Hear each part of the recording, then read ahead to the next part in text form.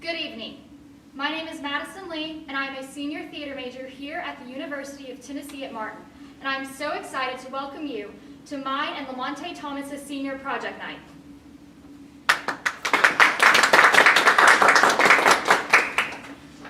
In compliance with state laws, all exits have been cleared and are marked. Your exit is to your right.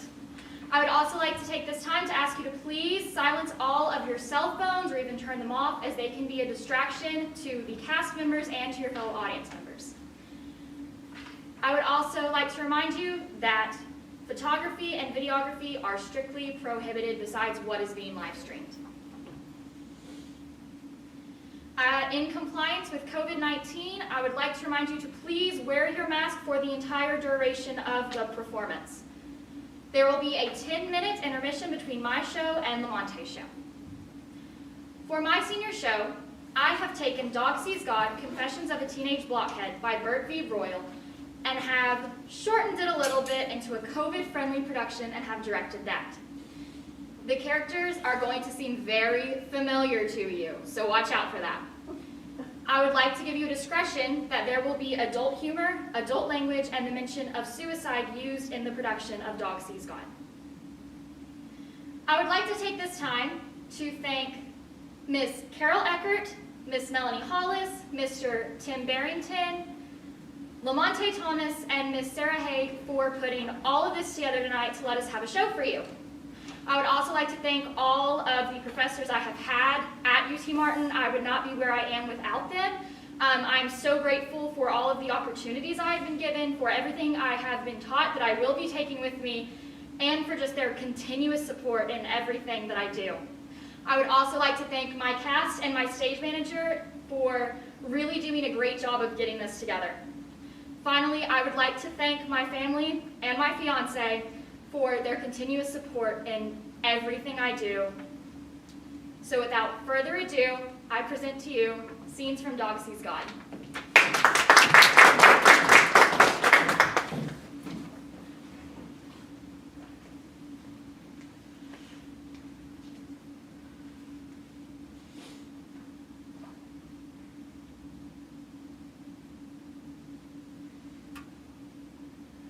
Dear Pen Pal, I know it's been a few years since I last wrote you. I hope you're still there. I'm not sure you ever were. I never got any letters back from you when I was a kid, but in a way it was always very therapeutic. Everyone else judges everything I say. Here you are, some anonymous person who never says boo. Maybe you read my letters and laughed, or maybe you didn't read them at all, or maybe you don't even exist. It was pretty frustrating when I was young, but now I'm glad you won't respond. Just listen. That's what I want. My dog died. I don't know if you remember, but I had a beagle. He was a good dog, my best friend. I'd had him as far back as I could remember, but one day last week, I went outside to feed him, and he didn't come bounding out of his red doghouse like usual. I called out his name, no response. I knelt down and called out his name, still nothing. I looked inside his doghouse. There was blood everywhere. And cowering in the corner was my dog. His eyes were wild, and there was an excessive amount of saliva coming out of his mouth. He was unrecognizable. Both frightened and frightening at the same time. The blood belonged to a little yellow bird that had always been around. The bird and my dog used to play together. In a strange way, it was almost like they were best friends. I know it sounds stupid, but anyway, the bird had been mangled, ripped apart by my dog. When he saw that I could see what he'd done, his face changed to sadness. He let out a sound that felt like the word help. I reached my hand into the doghouse. I know, it was a dumb thing to do, but he looked like he needed me. His jaw snapped. I jerked my hand away before he could bite me. My parents called a center and they took him away. Later that day, they put my dog to sleep. They gave me his corpse in a cardboard box. When my dog died, that's when the rain clouds came back and everything went to hell.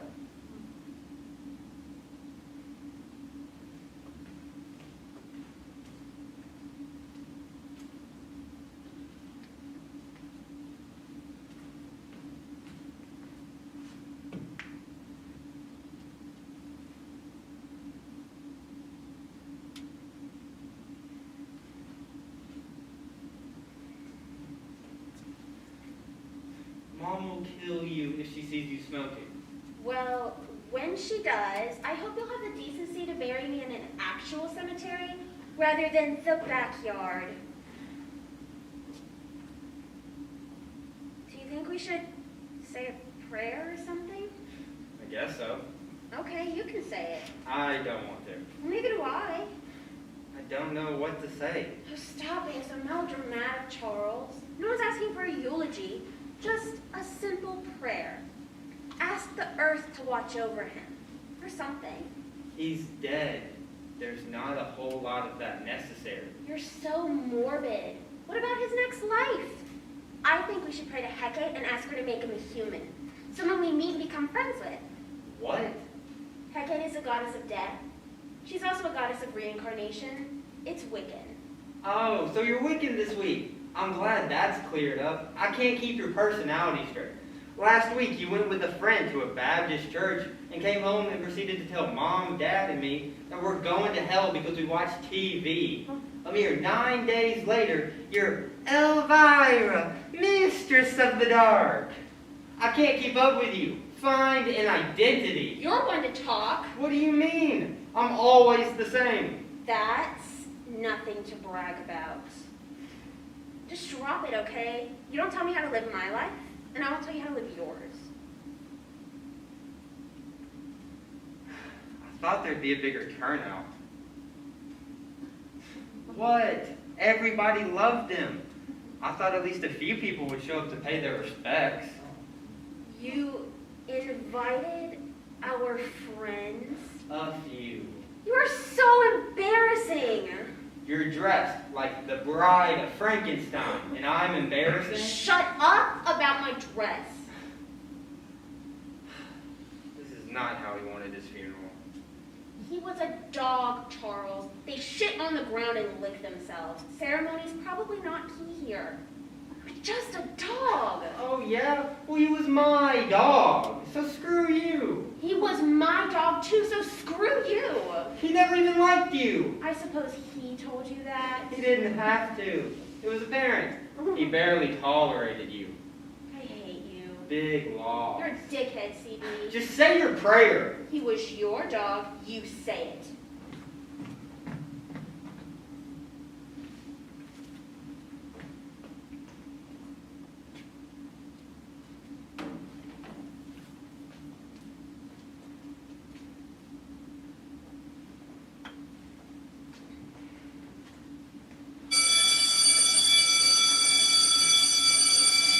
CB, my dude, what is up, dog?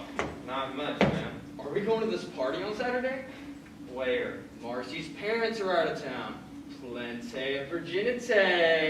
Hey, I think Marcy's all into you. I think it's time you get all into her. You know what I'm saying. Oh, hey man, I'm sorry about your dog. That's rough. Yeah. Thanks. Well, you could probably use that to get some girls, though. Bitches are suckers for that shit. Best sex I ever had is when I told this girl my mom kicked it. She consoled me for 4 hours straight. If you can whip up a few fake tears, it'll definitely help the cause. I'm telling you, it works like a charm. Plus, girls are suckers for animals. A dead dog? That's nice. Hey, man. What do you think happens when you die? Well, that's a good question, CB. It's something I've thought about many times. And the way I see it is... Okay, so when you start life, you're coming out of this gigantic vagina. That's bigger than you are, right? Right? Well, I think when we die, we're going him back in. Except this time, it's not like Mom's. Right. Want a bump? No, thanks. Oh, I love girls. Oh, I love girls. Girls, girls. Speaking of girls, what are you looking at, cocksucker? Did you see the way that faggot just looked at me? You fucking fairy, I'll kick your fucking ass. Fucking hate that kid. Leave him alone. Why are you so mean to him? Aren't you missing the Barbie tea party? Why are you such a dick? What was that? You said you wanted to suck my dick. You're so gross. CB, is it okay if your sister sucks my dick? I can't believe you let him talk to people like that. Screw off, squirt. Squirt being the operative word here. You guys are disgusting. Hey, Matt, question for you. Where do swine live? You know how I feel about people calling me that. Ease up. She didn't say it. Deep breath. Let it go. Because she's your sister and you're my best friend, I won't beat the shit out of her. And then there's that whole thing about her being a girl, too. Right. You do have a temper, dude. And it all started with that fucking fairy. He's always looking at me like he's in love with me. I hate that kid.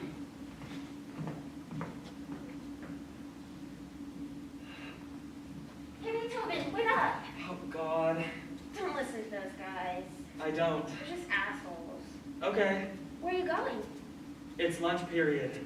Want to sit together? I'm not going to the cafeteria. Where are you going? I've got stuff to do. Are you coming to the drama club meeting after school? I'm not in drama club. You should be. It's really fun. Aren't you the only member? Well, yes. But it's given me a lot of time to work on my one-woman show. I'm thinking about calling it Cocooning into Platypus. Do you like that title? Sure. Why It's about not? a caterpillar who longs to evolve into a platypus instead of a butterfly. It's sort of a metaphor. I've got to go. Are you going to Marcy's party on Saturday? I'd rather gnaw off my left arm. Maybe we could get together this weekend. I could do your tarot cards, or we could go to a poetry reading or something. Bye.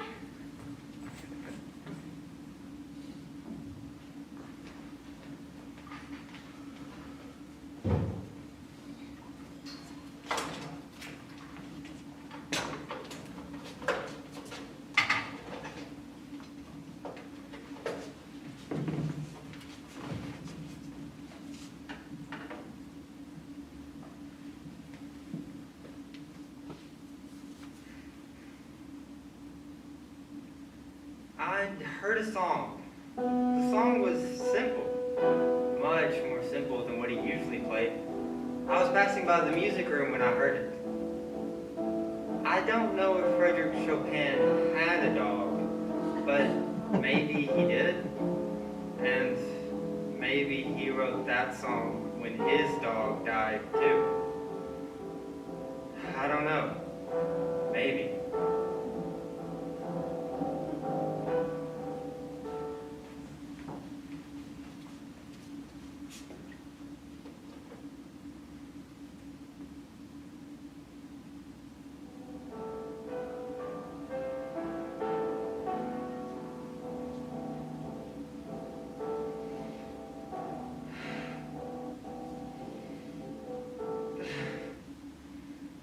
You're not supposed to be in here. I have permission to practice during lunch, but nobody else is supposed to be in here. You've gotten really good. I mean, you always were, but who wrote that? Beethoven? Chopin. Do you mind if I just listen for a little while?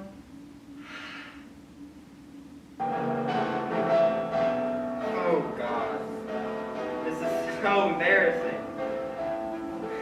My dog died.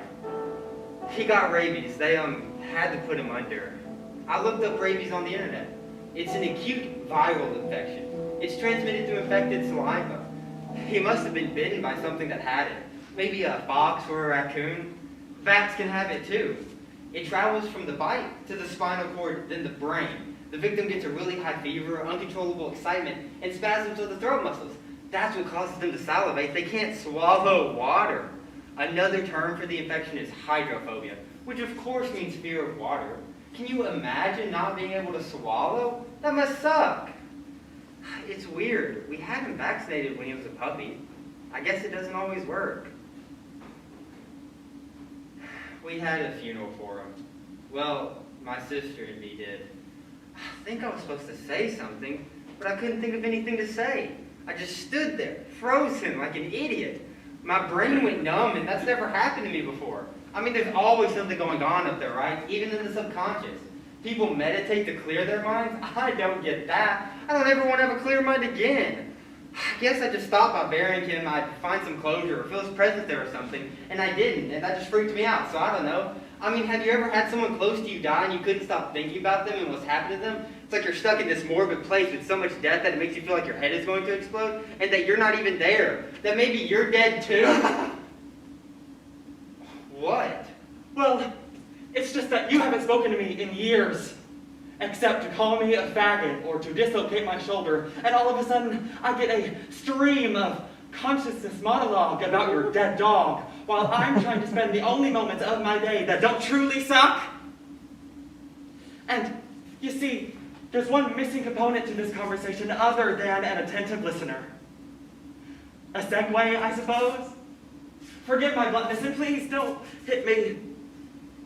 But I could give two shits about you, or your vacant mind, or your morbid curiosities, or your dead dog. So why don't you just go? I never dislocated your shoulder. According to my doctor, you did. In shop class last spring, you twisted my arm behind my back and told me that you wouldn't let go until I said that, and I quote, "I like to get it up the ass." I was just playing around with you. That makes me feel a whole lot better. At least I know it was all in good fun. Now I remember. Through my screaming and the searing pain, I definitely recall hearing laughter. Anyway, I can contribute to the fun of the group. We were just messing with you. Screw you, CB! I would have rather you said we beat the shit out of you because we can't stand you than you to say you were just messing with me. That implies light teasing or slightly opprobrious behavior. I haven't had lunch in the cafeteria in 2.5 years for fear of going home with some part of it smeared across my shirt. I haven't been in a bathroom on campus since the time my head got slammed into the wall. I believe you were there. I didn't do that. Yeah, well, you didn't stop it either. And the faculty doesn't care. You know what I'm so sick of hearing? They only pick on you because of their own insecurities. That classic guidance counselor line. "Oh, geez, Mrs. Blank, since you put it that way, my head doesn't hurt so much anymore." And what really kills me is that everybody wonders why kids bring guns to school and shoot you. All down. Maybe you're not the bully, but you said idly by and watch. In my eyes, that makes you even worse.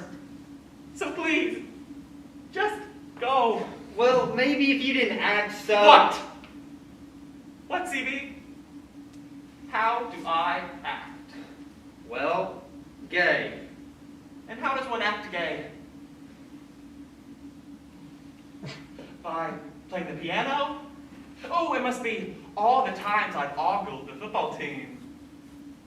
Maybe I'll stop carrying around a pink purse. Or openly sucking dick in plain view of the entire human body. What is it?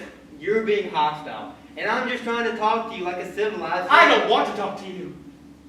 I just want to be left alone. I don't need social pointers. All I need from you is an apology for the 5 minutes you have stolen from my day. See, this is why you don't have any friends. I think we both know why I don't have any friends. Oh, don't be so melodramatic.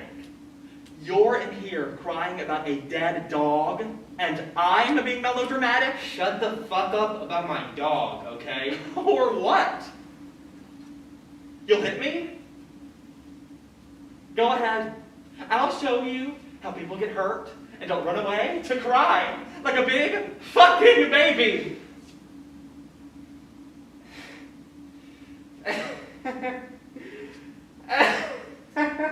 What's so funny, asshole? I'm sorry. It's nothing. I don't see anything to laugh at.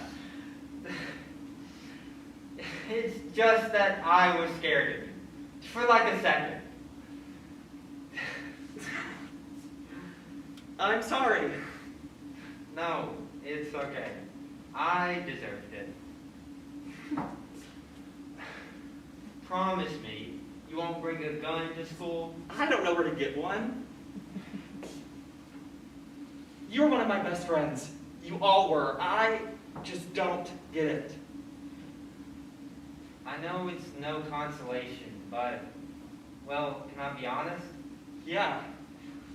Nobody knew what to say to you after your dad got arrested. It was awkward. It was more awkward for me. I'm sorry we weren't there for you. That means a lot. See, now you're being sarcastic again. No, I wasn't. It's hard to tell with you. Truce? I wasn't fighting a war, but okay, truce. Are you... I don't know. I've never had sex before, so it'd be hard to say at this point. But what about... My dad? I don't think that's considered sex.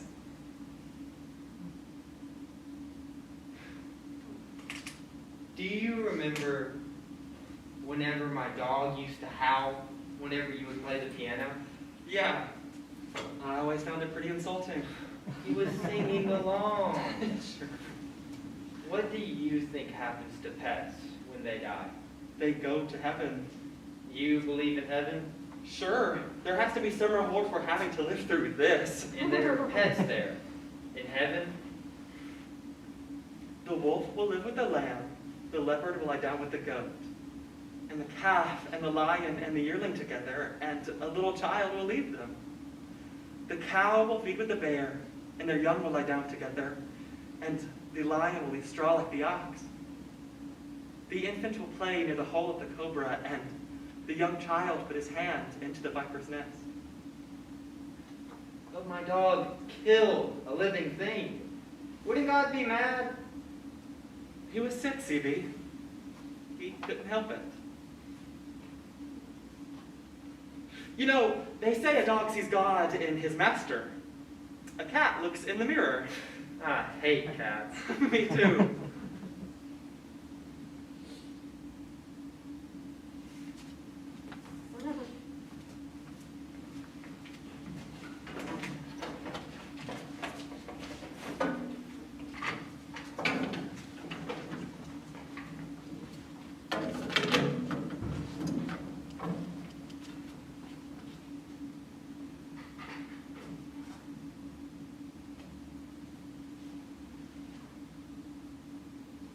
Metamorphosis, transformation, evolution, change, evolution, change, evolution, changing, evolution.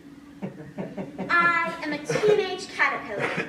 I know of these things, for soon I'll spin a cocoon, and from the silk-like craft that I will create, a magnificent creature will emerge. No, not a butterfly, for butterflies are a dime a dozen, destined to flit about for a day or so, then drop dead, or have its wings ripped off by a demented child, or have its body pinned to a piece of cheap foam core mounted underneath a cheap frame and hung in the bathroom of an elderly woman who reeks of Preparation H and Vicks Vapor Rub.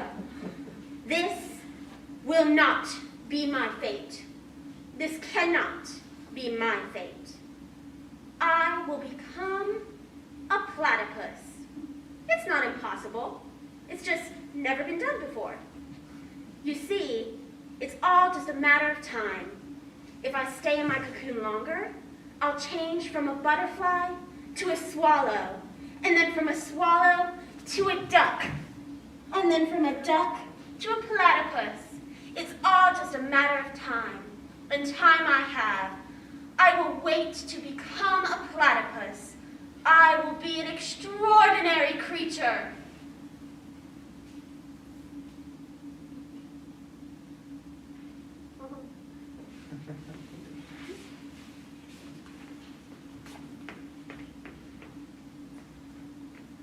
Oh my God! Oh my God! What did you just do? I think we need to get out of here now.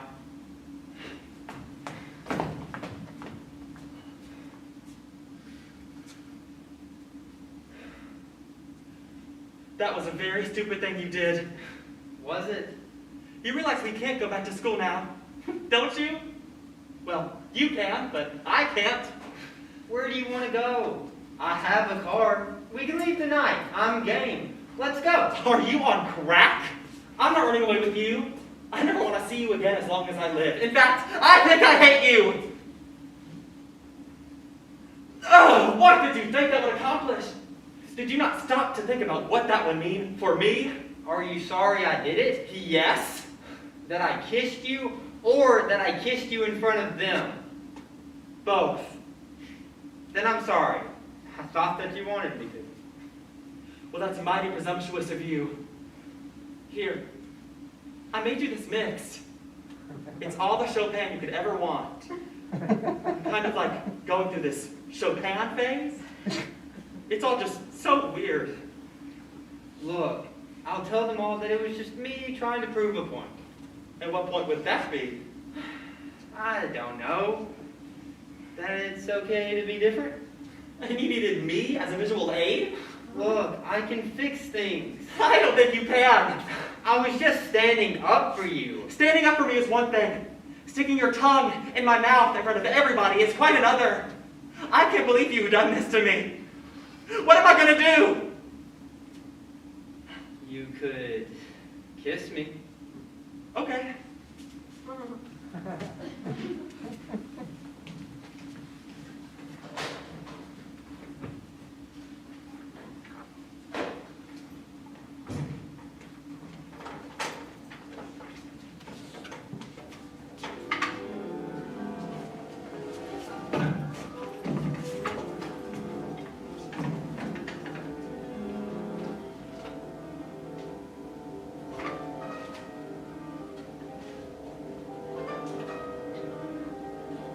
Brought you lunch.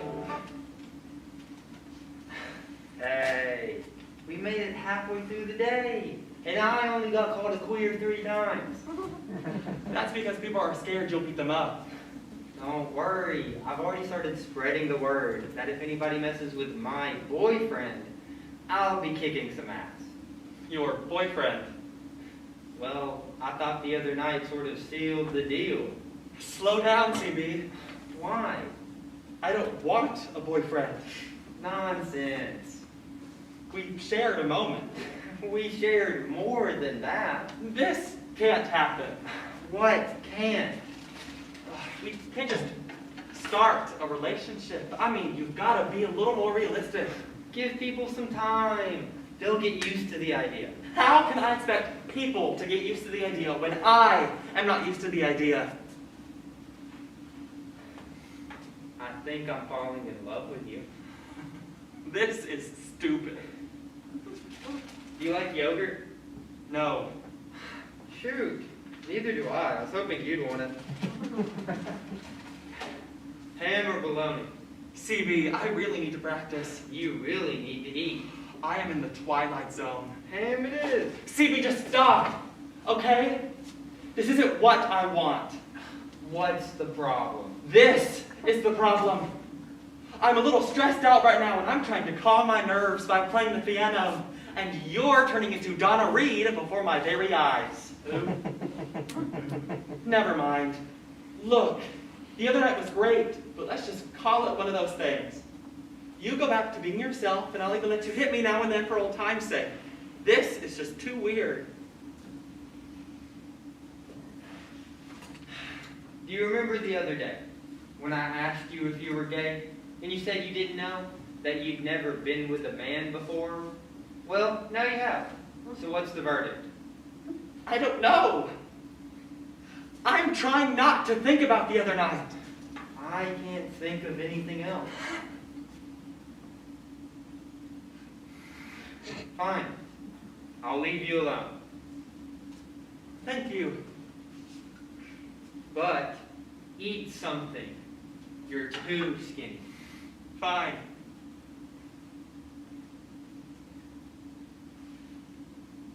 Just give me time. Yeah.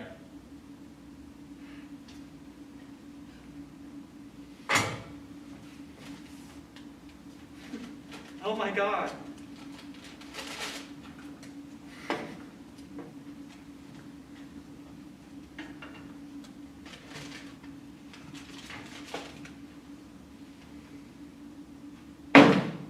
Hey there, Liberace.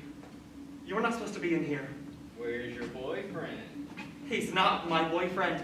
I didn't have anything to do with what happened the other night. You sort of did. Leave me alone. Okay, I didn't do anything. Play me something.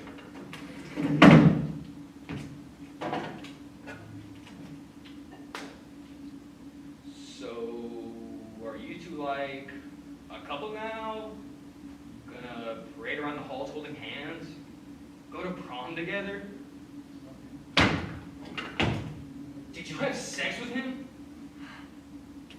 Keep playing. Can't you people just keep it hidden instead of throwing it in our faces? CB is not like you, and if you so much as look at him again, I'll kill you. You got that, perv? No, What? What did you just say? I said no. Pigpen. Ah!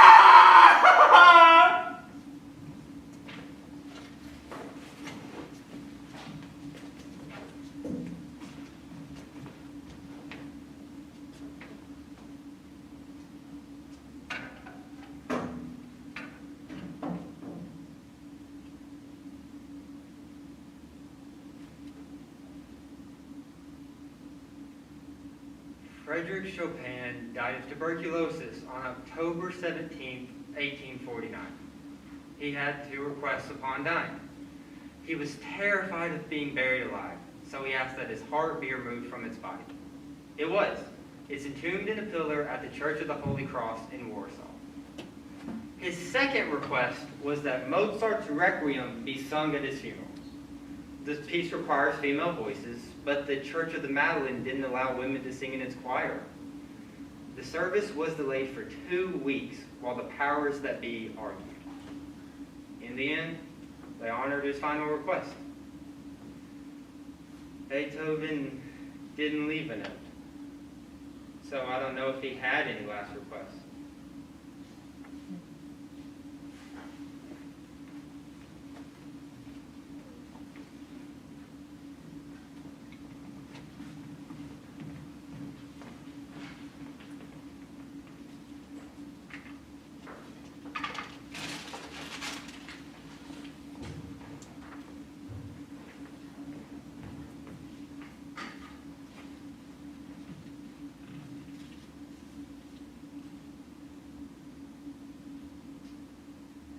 I think Matt should be put in jail for the rest of his life. Or executed. What Matt did led Beethoven to do what he did. He gets suspended for a week. A slap on the wrist. It's pathetic bullshit. Sorry. I just don't think it's fair. Who cares? He's dead. That's life. The world is full of people with tough lives. But do you see them killing themselves? No. So he couldn't play the piano. There are people out there who can't walk, can't see. Do you see them giving up? No. They keep going. Pathetic bullshit, sis? Suicide is pathetic bullshit. It's weak. Weak? You didn't even go to his funeral. You didn't even say goodbye to him. Did he say goodbye to me? Ugh, I wish he was still here so I could twist his arm behind his back, shove his face in the toilet, and tell him that he sucks dick. Can we just stop talking? This is what he so selfishly wanted. For all of us to sit around and pretend like he was still our best friend and sob about how much we'll miss him. Phoebe, stop this. If you miss him so much, why don't you go pray to your witchcraft goddess to bring him back? Or Matt can go dive in the dirt, dig the faggot up, and break a few more bones. And then we can all come back here and talk about how we feel.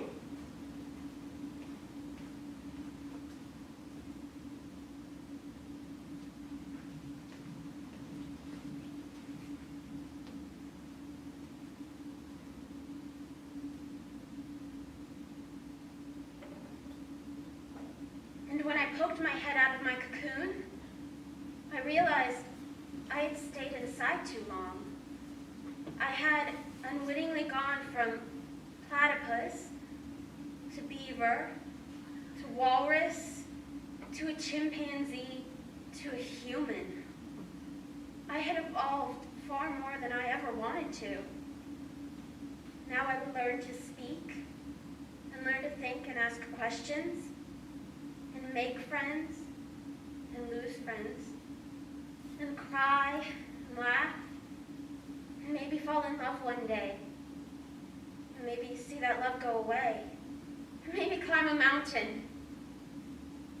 But I never wanted to do any of these things.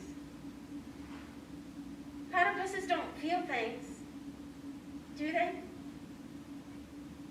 The sad thing is, his hands will never heal.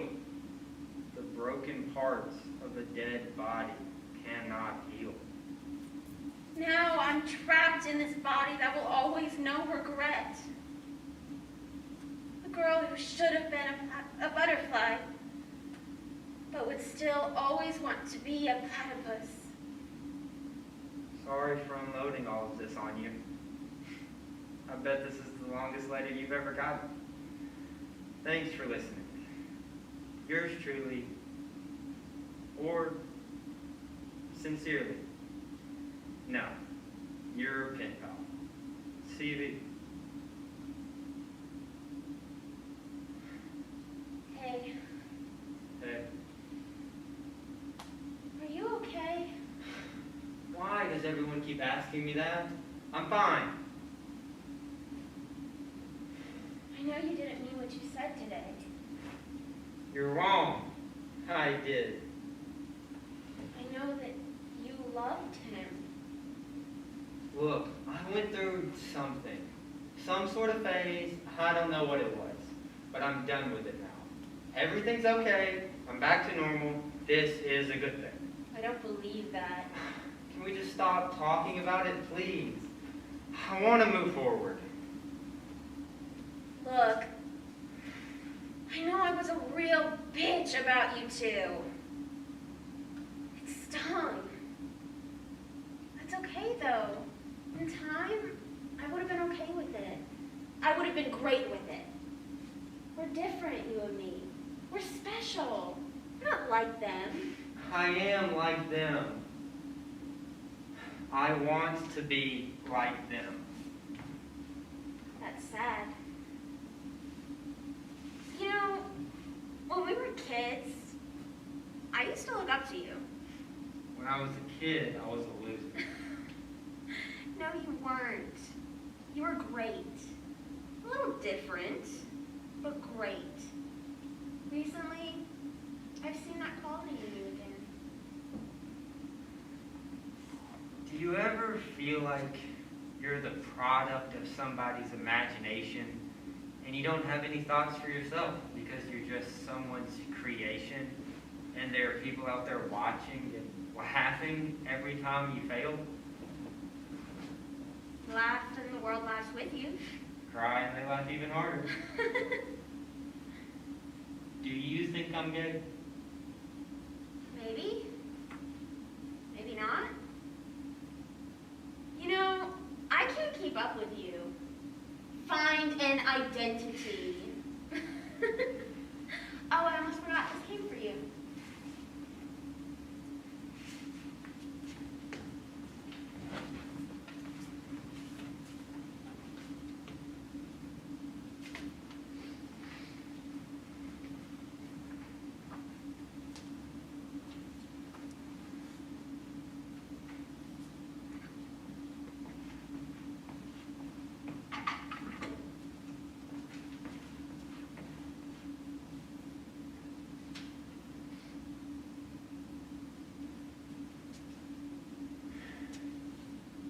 Dear CB, How unexpected to get a letter from you after all these years. I thought you had forgotten about me. It sounds like you're going through a pretty rough time and having to deal with situations you feel like you can't handle. But if anyone is equipped to deal with these things, it's you. I promise, things get better. Hang in there. Be strong. I'm so sorry for your loss. I was talking to a girl the other day who told me of an incident that had happened at her high school. there There was was a a boy. boy. Bullied. Tormented. To the point of opening fire on their cafeteria. He was quiet and awkward, and no one ever spoke to the kid unless it was to insult him. He took the lives of many people. The girl told me no one ever extended a hand of friendship to this poor child. She had.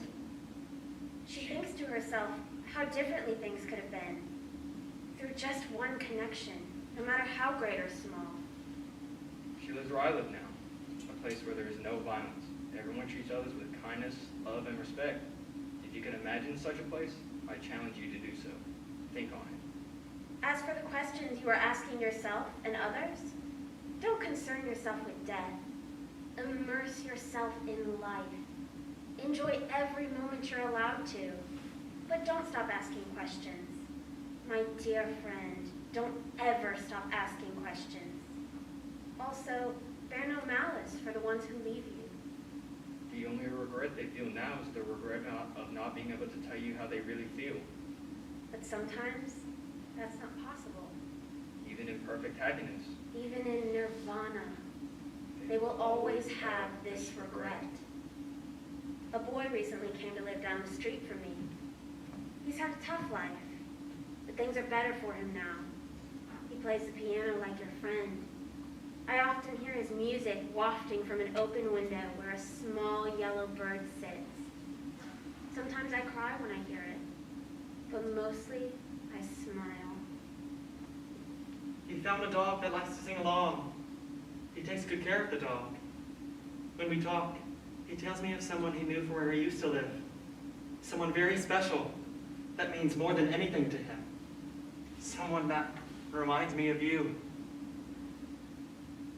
I apologize for not being there for you before, and I'm not sure that I'll be able to write you again. Just know that there's someone out there thinking about you. Someone who has a vested interest in your success. How I wish I had had the opportunity to meet you. Maintain in your heart all that makes you who you are. You are a good man. Your pen pal, CS.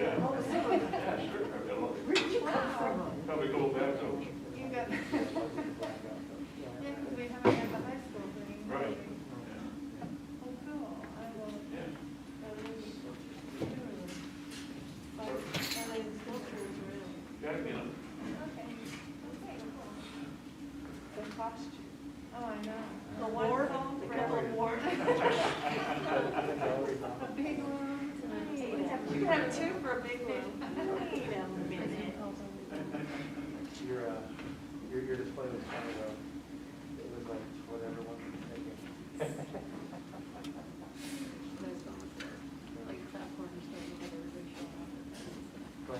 all the art still in there? Okay, cool, because I've got, there's a table set in there that I'm gonna steal. It's too late. It's already Christmas break. I also took the blanket.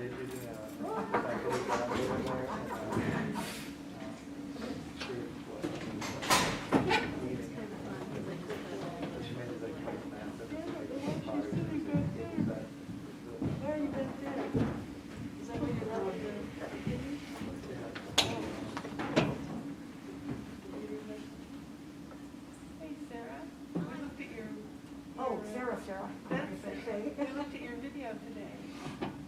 Really nice. Thank you, Grace. Thank you.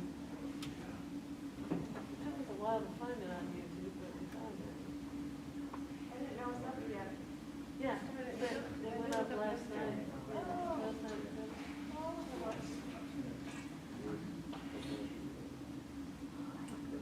They're dancing. Coast to coast. Coast to coast. Yeah, I was looking for you. How are you? I couldn't find that email that had that link for your video. This is great. I'm enjoying it. Haven't been out. You send it to me as well. Okay, I'll send it to him. Did you get to see No. Scout? I on the live stream. Oh. Yeah. So this is Hey, the first like intro. sorry I took so much of your time yesterday. We got to talking and I got Oh, no, no, surprised. I went, First oh my real God. experience It's in a okay. long time. Or I said I was going to talk less. No, I had a good time That's though. right. At least the At clear, least- at least those spares clear the rest masks of are great. Yeah, The clear ones are good. This is my sister Grace. Oh, how you doing? I just Okay, all right, let's go for it. good energy. Yeah, I like Yeah, I it. haven't met you. Very Yeah. excited. yeah, no, it'll be I fun. just ducked out. Oh, yeah. It'll be a challenge, but that's all Fellow right. theater person, you know, do all the things. Where I operate the best. Just kind I know of it's, keeping a low Yeah. profile. Contrary. before we can all kind of- but That's really right, good. yeah, most of my career I've been spent in the deep end of school. So you could take us on a journey.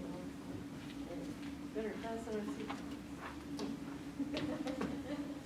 Good evening. My name is Lymonte Thomas, and I am a dual degree BFA Theater and BA Political Science major here at the University of Tennessee in Martin.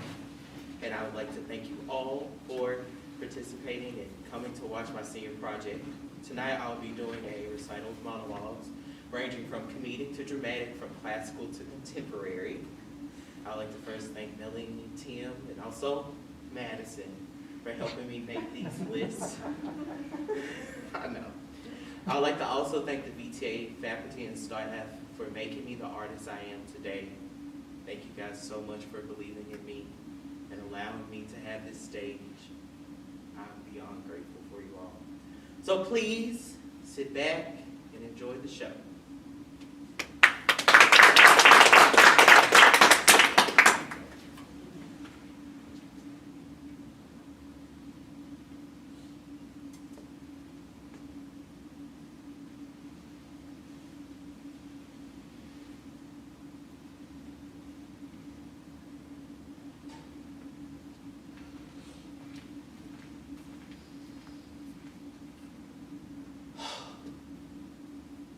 The imagination, that's our act.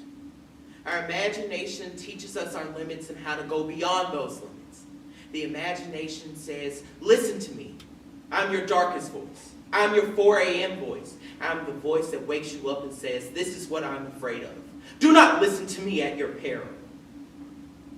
The imagination is the noon voice that says, yes, this is what I want for my life. It's there to sort out your nightmare, to show you the exit of the maze of your nightmare, to transform your nightmare into dreams that become your bedrock. If we do not listen to this voice, it dies, it shrivels, it vanishes. The imagination is not our escape.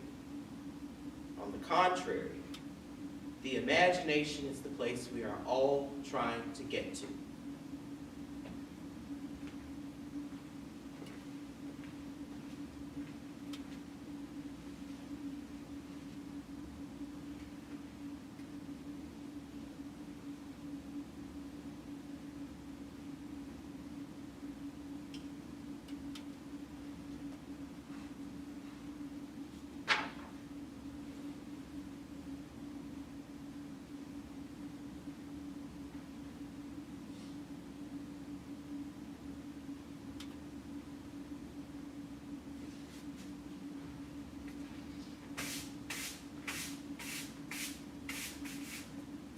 all, the ponytail has got to go. Let me tell you who looks good in ponytails. Girls and ponies. And you ain't ashamed yet? I lose the t-shirts. Get you some shirts that button down the front, hide your belly a bit. And it might be time to get some new jeans. You know what? Let me rephrase that. It might be time to soak those in jet fuel, light a match, and run for your damn life. And get some good shoes. And not tennis shoes neither, unless you're gonna play tennis. And shave that nasty ass beard, and wash your hair, and get a new coat, and stop wearing glasses that have tape and shit on them. And trim your eyebrows, and stop carrying shit around plastic shopping bags. You look like a homeless man. Get yourself a leather bag, or a light backpack, and cut your fingernails, lose that earring, and throw out all those white tube socks. And here's a tip about patchouli. It smells like cat piss. Oh. Then it's time to get rid of that cat. Did I say trim your eyebrows? Then yeah. That's it. But ain't nothing to me. You do what you want. But if you want that lady cop to frisk you, you better clean up your act.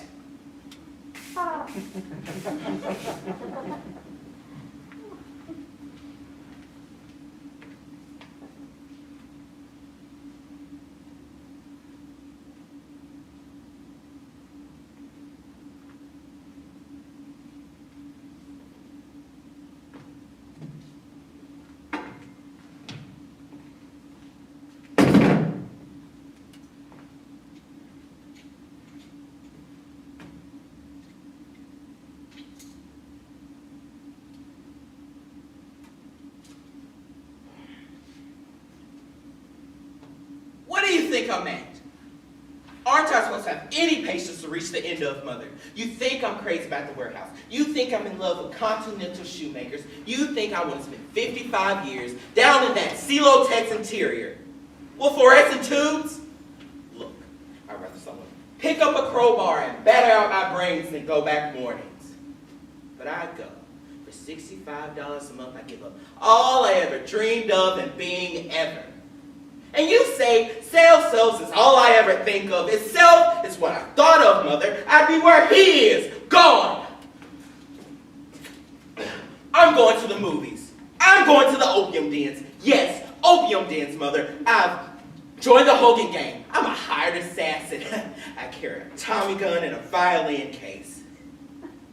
I have a string of cat houses in the valley.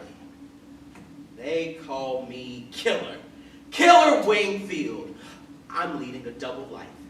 A simple, honest warehouse worker by day, by night a dynamic czar of the underworld, mother. Ugh. On occasion they call me El Diablo. Oh, I can tell you many things to make you sleepless at night. My enemies plan to dynamite this place. They're going to blow us all sky high one day, and I'll be glad, very happy, and so will you. You'll go up on a broomstick over Blue Mountain with your 17 gentlemen callers. You old, ugly, babbling witch.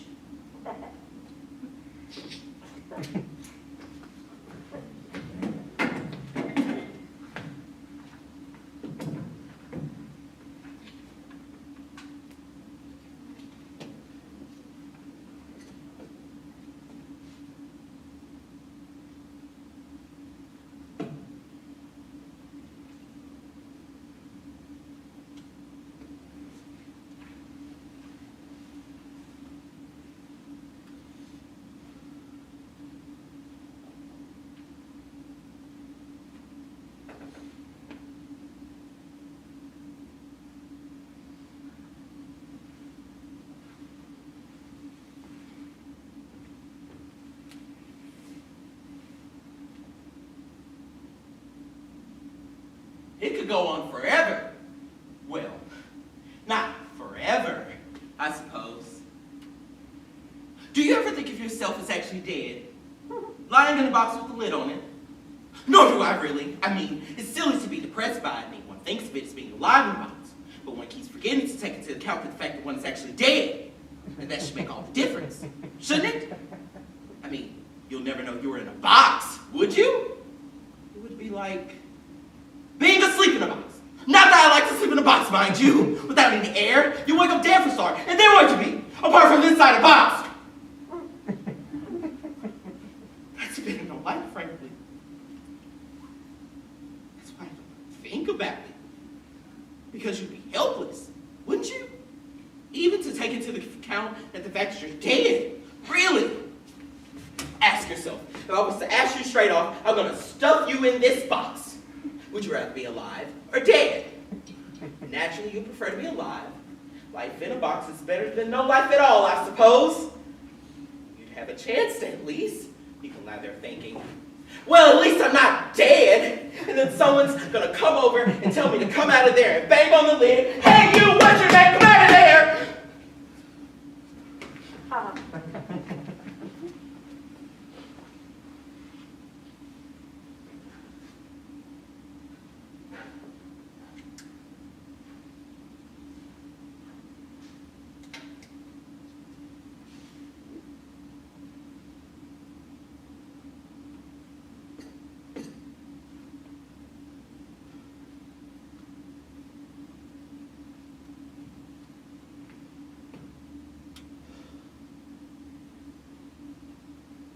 I think last year you were trying for my sake.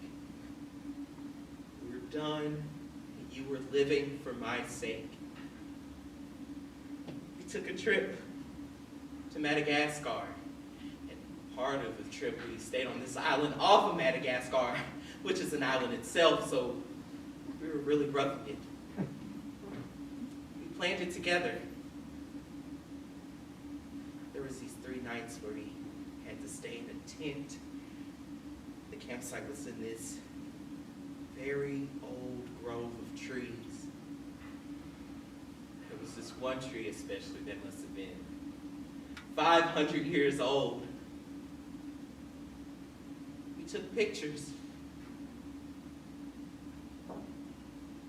We had trouble sleeping in that tent. The ground was hard. We never were really a big sleeper.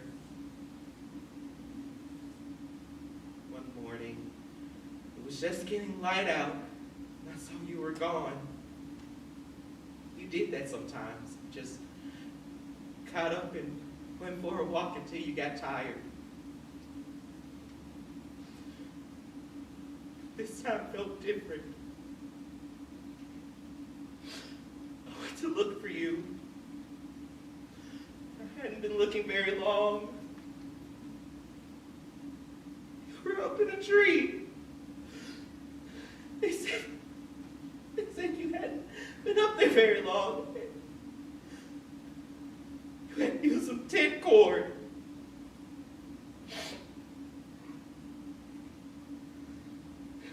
It's 4 hours back to the nearest city. It rained the whole time. I put you in your raincoat.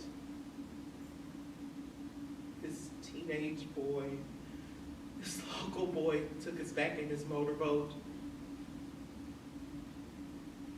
The water was choppy.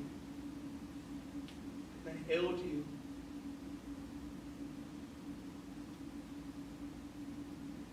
Tess, you were right.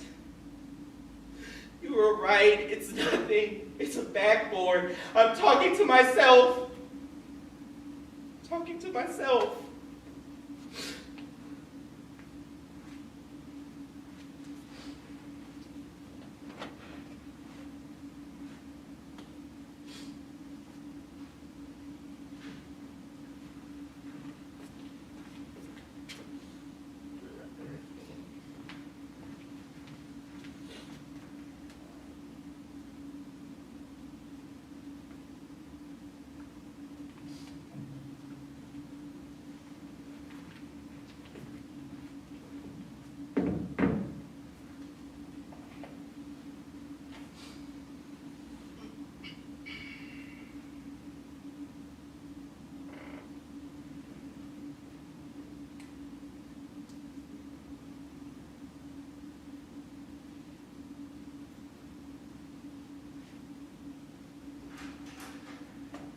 to write his own autobiography. He'll make a really splendid subject for a book. Imagine it. The life of a retired professor, as stale as a piece of hardtack, tortured by headaches, gout, and rheumatism, his liver bursting with jealousy and hate. Living on the estate of his first wife, though he hates it because he cannot afford to live in town. He is everlastingly whining about his hard lot, though, as a matter of fact, he is extraordinarily lucky. He is the son of a common deacon and has attained the professor's chair. It is the son-in-law of a senator, and it's called Your Excellency, and so on. But I will tell you something. The man has been writing on art for 25 years and doesn't know the first thing about it. For 25 years, he has been chewing on other men's thoughts about naturalism, realism, and all such foolishness. For 25 years, he has been reading and writing things clever men have long known and stupid ones are not interested in. For 25 years, he has been making imaginary mountains out of molehills. Just think of a man's self-conceit and presumption all this time. For 25 years, he has been masquerading in false clothes and has now retired, absolutely unknown to any living soul. You can't see him stalking across the earth like a demigod. Look at his success with women. Don Juan himself was not more favored. His first wife, who was my sister, was a beautiful, gentle being, as pure as the blue heaven there above us. Noble, great-hearted, who had more admirers than he had pupils, and she loved him. As only beings of angelic purity can love those as pure and beautiful as themselves. His mother-in-law, my mother, still adores him, and he somehow inspires some sort of worshipful awe in her. His second wife, as you see, is a brilliant beauty, and she married him in his old age. And she has surrendered all the glory of her beauty and freedom to him. Why? What for?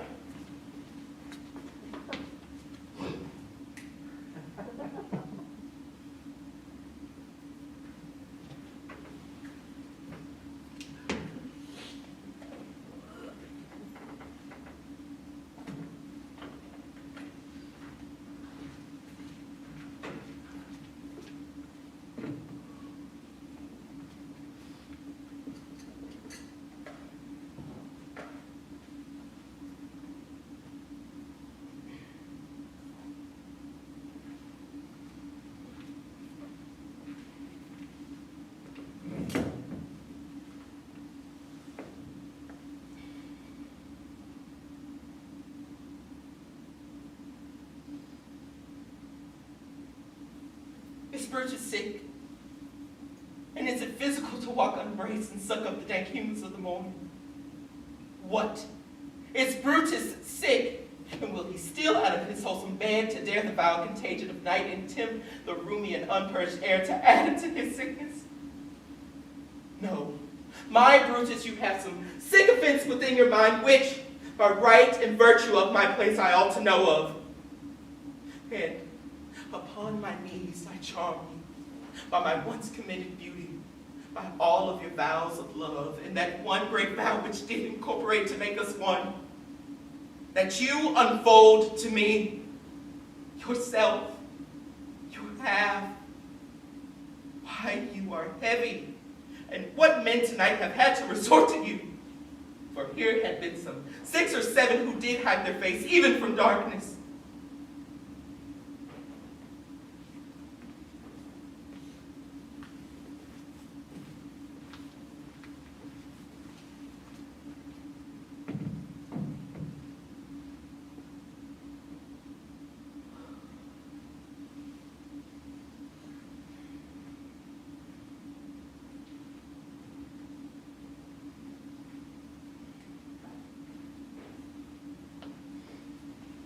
See now, I'll tell you something about me. I've been strung along, going this way and that, whatever way would bring me to a moment of peace. That's all I want. To be as easy with everything. But I wasn't born to that. I was born to a time of fire. The world ain't want no part of me. I could see that since I was about 7. See, Bernice accepted that. She's trying to come up where she can prove something to the world. Hell, the world's a better place because of me. I don't see it like Bernice. I got a heart that beats here, and it beats just as loud as the next fella's. Don't care if he black or white. Sometimes it beats louder. And when it beats louder, then everybody can hear it. Some people get scared of that. Like Bernice. Some people get scared to hear a nigga's heartbeat and they think you ought to lay low with that heart. Make it be quiet and go with everything the way it is. But my mama ain't birthed me for nothing. So what I gotta do? I gotta make my mark, pass on the road just like you wrote on the tree. Boy, Willie was here. That's all I'm trying to do with that piano. Trying to make my mark on the road just like my daddy done. My heart's safe for me to go sell that piano and get some land and make life the way I want it. Other than that, I ain't thinking about nothing Bernice gotta say.